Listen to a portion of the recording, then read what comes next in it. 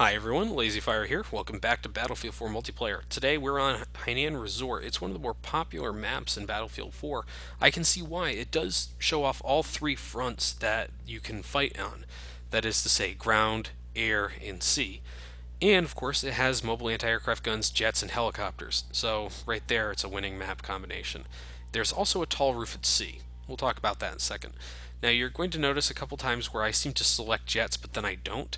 That is because this is the same source video from my attack jet footage. I just excised all of that footage, and we're okay now. You're not going to see anything you've seen before.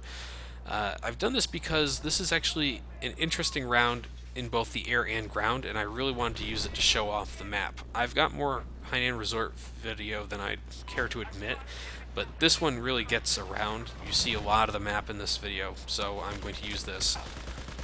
Anyways, you just saw me spawn on top of the sea roof and then jump down. One of the first things you're going to notice is that unlike Siege or Shanghai, the flag is not on the roof. Also unlike SOS, you're not going to see me jump from that roof to a capture point. There's not really enough height to that building to jump towards either the D or the A or the E capture point. There's nothing really in range, although it does look pretty close. On Siege or Shanghai, you might even overshoot one of those points, jumping from the buildings. But in this case, no, it's just a short building. You can really just jump down to sea. And that's kind of the beauty of it. If you have the roof but you don't have the point, you can just jump off the roof and get right to it. It's actually kind of nice. However, there is actually a much bigger reason why you actually want people on that roof. And it's kind of interesting because I've said in the Siege of Shanghai video that having people on the sea point on the roof like the entire game is not really helpful. If they're jumping off and grabbing points, yeah, sure, but if they're just up there to snipe or something, no thanks. Well, on this map, it's a little bit more viable and it's a little bit more acceptable because they have an amazing view of the entire map from that roof. And they can see everything around them for the most part. There are some areas, of course, that are blocked by trees or land or something like that, but for the most part, they have a really good view of the roof and everything around it. And so you're going to see a lot of people on that roof just gunning down people down here, either with sniper rifles or rocket launchers, whatever they can use. And it's a really good spot to be. Right there, that vehicle was destroyed from somebody on the roof. You could tell from the angle of the rocket. But that's why you want people up there. It's just a viable spot. And right here, because we have sea, I can spawn directly into an LAV. But this is not any sort of LAV that we've seen before. It is a mobile anti-aircraft LAV. Yes, this is something I've mentioned numerous times in the thread and in videos. Mobile anti-aircraft weapons. I don't actually shoot down any aircraft with this thing because the people on the roof are doing a bang-up job. Instead, I use it to gun down infantry and kill a vehicle. This is, of course, stuff that you're technically not supposed to use it for, but this thing is fucking ridiculous in terms of power and abilities. You're going to see I can put quite a few bullets into this LAV, only doing a couple points of damage, but still enough to make it concerning. That's maybe one or two hits from a... Well, let's see. LAV on LAV violence usually nets about 4 points of damage per shot. From the main cannon, I'm doing about 1 point per, but I fire way faster. Yeah, I'm probably going to kill him faster each time we fight, unless he has tow missiles. Anyways, I've taken out an LAV with help from the roof, and now I'm going to capture B with no help from anyone. Well, actually, sorry. People do show up, people do help out. But right now, most of my team is actually on that roof. A second ago, if you were looking at the spawn screen right when I came into the LAV, you would probably have seen a good 2/3 approaching all 3/3 of the team up on that roof or nearby. It's a ridiculously useful point, and it also is very attractive to pubbies and people who are trying to be strategic at the same time. So I can't really blame anyone on that front. It does help me out several times in this video, and of course because they can spot for me from that distance and they can drop people with rockets, very helpful. But I'm going to die here. I don't know where this guy came from or how he got to me, but he C4s me, and I can't really deny him that. That's a good job. But then he gets gunned down immediately. Oh well. So one of the things I want to talk about quickly on Hainan Resort is the sea battle. We haven't really seen too much of this. We've seen some waterways and everything, but we haven't really seen full-on water-to-water combat. And you get some of that in this map and a few others. Parasail Storm is really the poster child for that, and I'll be using that map to show off the fast attack craft later on. But instead, on this map, you have these, and I would normally call them like canals or something like that. They're just waterways. They've got bridges. This is basically a series of islands, right? So I guess it's technically the ocean. But you've got all these waterways going between the different islands on the map, and they're just the bridges here are just tall enough to allow for the fast attack craft, the big armored boats, to kind of just move through, and they can go out and fight in the ocean as well, and you actually end up fighting a lot of them from an LAV or something like that. And they can take points, like here on A, they can actually park the boat right outside the point and grab it from there. Or you can go over to E or D with the boat and grab it from the ocean there. And that's actually one of my favorite things, is the ability to kind of change your tactics depending on the vehicle you have. And if you're going to D, sending people full frontal into it isn't really the most viable option, but if you can get a boat around the side of it and cap it from outside, well, then you're saving everyone time and hassle. So, yeah, there's a lot to be said about boats that we're going to talk about in the next video. But being able to traverse the level on either the ocean side or go through here, this area I'm in, is actually really neat. I really enjoy that. It's not just like, okay, we're going to put the boats out at sea, and that's all, and not the sea point, but rather, the ocean. And we're just going to let them fight it out. No, this is, the boats are integrated into parts of the map, and they change how the infantry plays and how the ground vehicles play too, because of course the LAVs can go in the water. So, you're going to have these LAVs that are going to say, is it worth my time going into the water and going island to island, or do I want to stay on the land where maybe the boat won't get me, or I won't have to have a direct confrontation with this thing? Because those boats do an insane amount of damage. They're like really fast LAVs to really fast tanks, depending on which weapons they're using.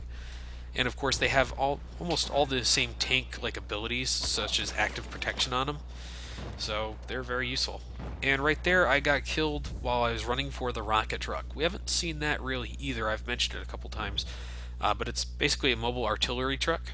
So this guy's going to go out, and I later on force him to abandon it while I'm flying a jet. So, that thing lasted a good long time. And here we're going to see some of these guys doing some good work up here. They're just taking out helicopters, making their lives difficult. This map, I think, is going to become really, really unbearable pretty soon. Because there is a new weapon that was introduced that people have been unlocking like crazy recently. The mobile, Jesus, it's an anti-aircraft mine. I was going to say mobile anti-aircraft mine, but it's not. It's an anti-aircraft mine. It basically looks like a little rocket tube on a tripod, and if you get within 200 meters of the damn thing, it locks onto your vehicle and fires a rocket at you, which will disable you and do 30 points of damage if you're in a helicopter. That's not really helpful in a lot of ways because your countermeasures are still at 25 seconds per use. So the abilities that thing has are going to really fuck up going over the center there. Anyways, we've actually moved our way over to D. D is one of my favorite points on this map for a lot of reasons. One is that it has these little murder boxes, as I like to call them, where people will try to hide in them while capturing the point and just end up getting, blown up or shot or something like that because there's no real way for them to fight back if you come at them from an angle. I love those things because they gives them a false sense of security in there. Second, because you can cap it from the sea with the murder boats or with a rim boat, so that's always a viable option. It also means that you can really fuck with people by getting against the water there as an infantry member and just hanging out. People won't really look at you. I have no idea where this guy goes. Like, I'm chasing him. He says he's I saw his leg there just a second ago. I should have really been on him. Oh well, close enough. But that's another goon. There have been a few goon deaths, and you're noticing the DAO-12. That at this point, when this video was recorded, was pretty bugged and could do a ton of damage at a great range. So it was very common to see that in the kill feed for a while.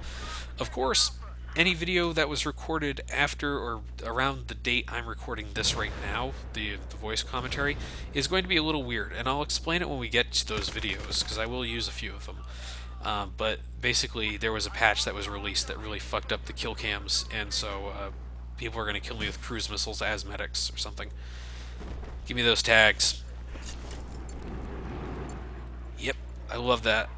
So worth mentioning, when people are lying down like that, or kneeling, you can stab them from any direction and they will not be able to counter you.